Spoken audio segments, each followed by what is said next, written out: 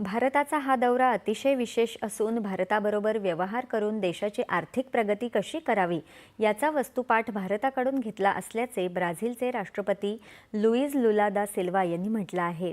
2005 साली भारताला भेट दिली तेव्हा आंतरराष्ट्रीय चलन साठ्याचं महत्त्व कळालं। तेव्हा भारताकडे 100 अब्ज डॉलर्स एवढं आंतरराष्ट्रीय चलन साठा होता।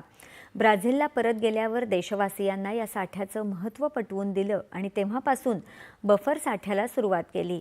ब्राझील हे असं प्रथमच करीत होता। आंतरराष्ट्रीय नाणेनिधीचा श्रणकोपासून ते धनको अशी ब्राझीलने झेप घेतली। सध्या ब्राझीलकडे 360 अब्ज अमेरिकी डॉलर्स एवढा चलनसाठा आहे असं सिल्वा म्हणाले। भारतात प्रथम आलो होतो तेव्हा दोन्ही देशांचा व्यापार 2.5 अब्ज डॉलर्स एवढा होता।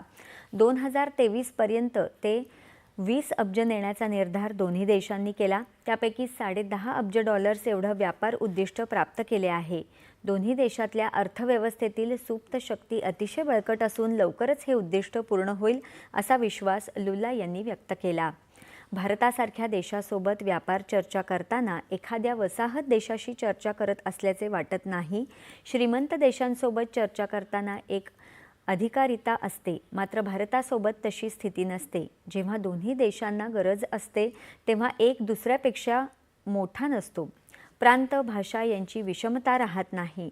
भारत आणि ब्राझीलच्या दृष्टिकोन आणि गरजांमध्ये समानता आहे असं ते म्हणाले।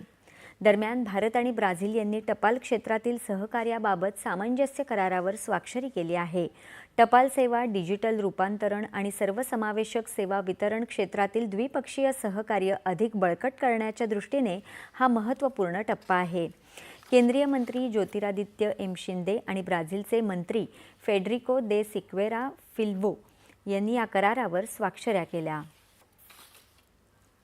कृत्रिम बुद्धिमत्तेच्या माध्यमातून महाराष्ट्रातल्या